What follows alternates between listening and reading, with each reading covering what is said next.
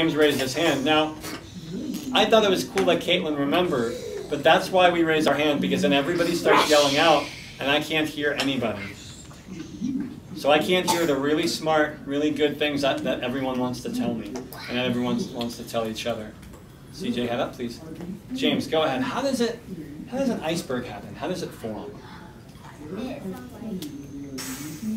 Okay, but what is that noise? Is that me dropping something? No. So what's that noise when an iceberg is formed? It's a crash! Okay. Demetrius, if that happens again, you're going to go into Miss Bryson's room. This is 5 times now just in reading that I've talked to you about yelling out.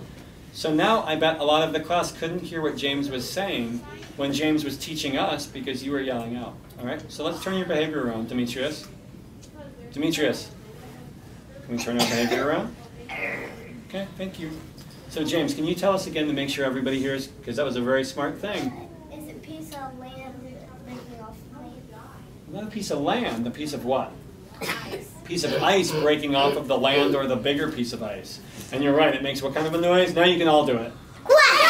Loud, right? All right. Loud, not just like snapping a pencil, a giant piece of ice breaking off. Huge. When it falls into the water, what do you think it does to the water? A big piece of ice falls into the water, what would it do? It splashes it. What else? Angel? What do you think else? A big piece of ice. Think about putting an ice cube into lemonade. What does it do to the lemonade? Chloe?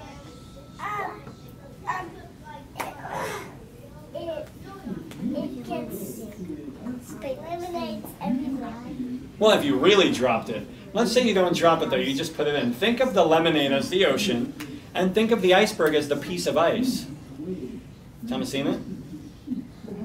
Your lemonade will get cold. Exactly, makes it colder. So if a giant iceberg falls into the water, do you think the water around there gets colder too? Sure does. If you could go to Antarctica, you might see chunks of snowy ice breaking off, falling into the sea. These floating shapes are called icebergs. They crash like thunder as they split from the ice shelf. 3rd and 4th row, I need you focused. I need your pockets on the seats. Cameron, do you have a question? What do you need to do to clean them? You just need to wipe them on your shirt. Wipe them off. Okay, let's see what we can find out from our next picture. Whoa! Now, friends, we learned a little bit, first of all, about how many penguins there are in Antarctica, so we're not surprised to see that many penguins, are we? Are we surprised? You're surprised? Remember the movie this morning? Did you see this many penguins? You did? I did. I sure did. Now I have a question. Imagine being a penguin right in the middle of that. Thousands of penguins. Chrisanna, thousands of penguins. Eyes up here. Thousands of penguins. How do you think it might be? What do you think it might feel like or be like to be right in the middle of all of those penguins? Raise your hand. Give me some ideas. I want you to think. Put yourself, imagine yourself right in the middle of all those penguins. What might you be hearing or seeing or feeling, or what's it going to be like to be right in the middle? Jane? Well, there's the white penguins with black tummy, with white tummy. Okay, Jane, that's true, but is that what I asked? No. That's why we need to open our ears and listen, but also think about the question. I asked for you to imagine. You can even close your eyes if you want. Imagine yourself in the middle of all of these penguins and tell me what it's like. James? You might be a little squished. Grace? In the movie, they were like, picking the eggs. So I was thinking that I was feeling so cold, I was jumping down like that, and then pepper. Oh, man. So, yeah, you might have to be very, very careful, because there might be other penguins who want to get where you are, and they might come over or peck you. For your report card. Thank you very much. All right, so you got to be careful because other penguins might want to get where you are, and we saw that in the movie. They work together when they're covering up their eggs. When they're not covering up their eggs, sometimes they don't work together. Angel, hands to ourselves. Demetrius, how else might it be? What else might it be? Well, if the penguins came to where you Then they go pet, pet, pet. Okay, so that's what Grace was talking about. Angel, scoot your whole body around here, looking this way. Now, Angel, tell me about what you think. How would it be? It might be what? It might be fun. Might be fun. Would it be loud? Would it be quiet? Loud. Loud. Loud. All those penguins making all that noise. Remember you heard them? Yeah. Very loud. If you could go to Antarctica, you might see penguins. Penguins gather in huge groups to lay their eggs and raise their chicks. And remember, an emperor penguin is as tall as a 5 or 6-year-old human. Okay. If you could go to Antarctica, you would see that penguins don't fly. They zoom through the water as fast as cars. Thick layers of oily feathers keep the cold water away. Penguins slide across the ice on their bellies. Okay. And we talked about why that was, because they can do it faster sometimes. Their legs get tired, they can go even faster on their bellies. Seals. Chrysanna and Latoria, turn your bodies. Thank you. If you could go to Antarctica, you might see seals. Seals live in the ice-cold waters, but a thick layer of fat called blubber keeps them warm. Seals come to land or solid ice to have their pups. Mothers must teach their pups to swim. Now remember, we learned seals have large eyes that allow them to see above and below the water. Someone tell me, why do you think it might be important, Angel? Angel? Why do you think it might be important for seals to be able to see all around them? Above, below, Jocelyn? For danger or seeing somebody hurt somebody. All right. That's a big one, for danger. What do you think might eat a seal? What do you think might attack a seal, James? A shark. A shark swimming by it. Okay, or? Is the shark seeing the seal? Yeah, whales usually don't eat seals. But seals have to be careful because there are bigger things that might attack them. So seals need to look around to make sure there is not something attacking them. What else might seals need to look around for? Caitlin? Sea monsters. Because probably sea monsters are in the water. Raise your hand if you think sea monsters are real. And Caitlin, you're laughing because you know. There are no sea monsters in Antarctica. Why else might they have to see? What else do they go into the water for? Thomasina? For fish. For fish. So what does having really big eyes that can see all over the place allow them to do? Exactly. To get food for their baby pups. Angel, please go move your tag. That is at least 5 times I've asked you to sit up, and you're the only person who's not sitting up. So you're going to have to move your tag, and then I want you to turn your behavior around. Okay? So having big eyes that can see all over helps them to see where are the fish. They need to get a lot of fish. They eat a lot of fish every day and get fish for their pups until they teach their pups how to swim. Only a few more pages. Let's see what else we can learn about Antarctica. Whoa! Nope, I read that page already, the seals page. Demetrius, sit down. So let's check this out. If you could go to Antarctica, you might see whales lunging up from the water. Many whales visit the Antarctic in the summer. Humpback whales are huge, but acrobatic animals. They can be 50 feet long, which is as long as a tractor trailer, but they can throw their bodies completely out of the water like this. I have a question. Remember we talked about categorizing and classifying, Latoria? We've learned about 3 animals in Antarctica. Penguins, seals, and whales.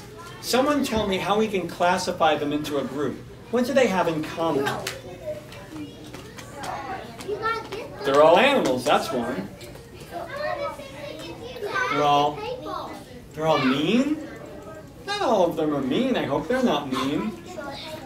Well, but sharks were in our book. They're not mean necessarily, Grace. They all live in Antarctica, so they're all animals. That could be one way to classify them.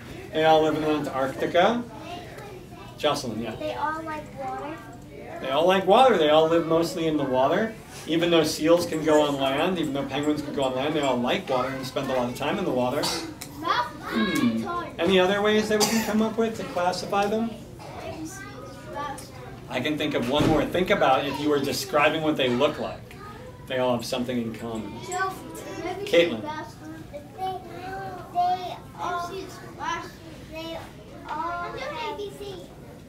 They all have what? No. Are we talking about seals? Penguins, seals, and whales. All three of our Antarctic animals. They all have... Well, seals have whiskers, but we're classifying them together. So what do they all have, James? They all have eyes. Well, they definitely all have eyes. A lot of things have eyes. What do they all have that most things don't have? Jane. About What do they all have? Demetrius. they have a fin. Exactly. They all have fins to swim. So would you put human beings in the same group? No. No. How do we swim? What do we use? We do.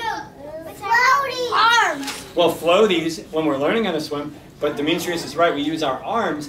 They all use flippers. So that's another way. Like this. That's another way to classify them. Just what Jane told us. They all use flippers. Cameron, I need you on your pockets. Cameron, do you have a question? They all have tails. They all have tails. Although they're different kinds of tails. Whales have those big giant tails. Seals have kind of a back of their body that looks a little bit like a tail to help them go. Penguins just have little teeny tails. They don't use them to swim though. Okay?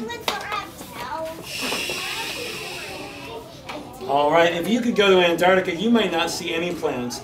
Most plants can't grow in the snow.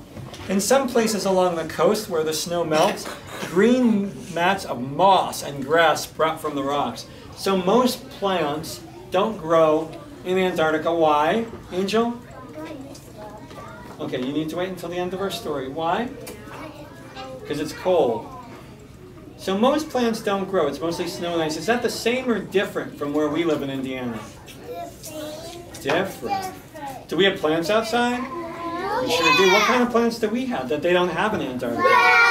Wait, shh, let's raise our hands. Let's raise our hands. James. Trees. Latoria. Roses. Roses. Yep, there's even a rose garden at Glen Miller Park. Caitlin. Other kinds of flowers. Chloe.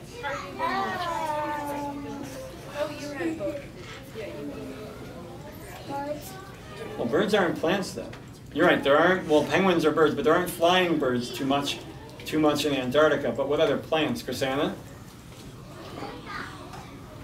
What grows out of the ground that we step on all the time? Grass. So a lot of them. And flowers. Daisies, bushes, a lot. A lot of good ideas. Okay.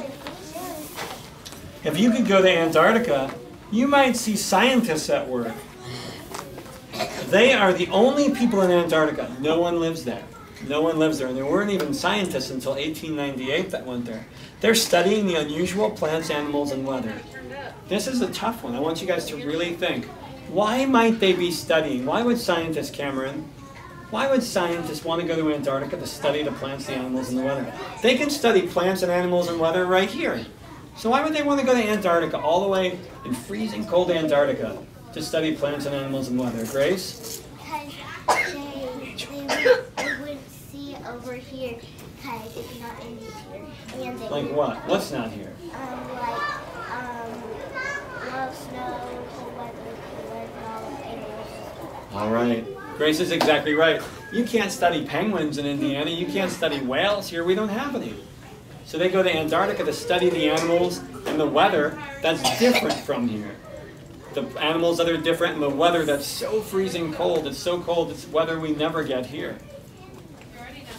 In our last page. This is the question. Shh. This is the question that I asked you to think about yesterday, okay? It says if you could go to Antarctica, you would see icebergs as big as forests, white fields of snow, and huge waves crashing into sheets of ice.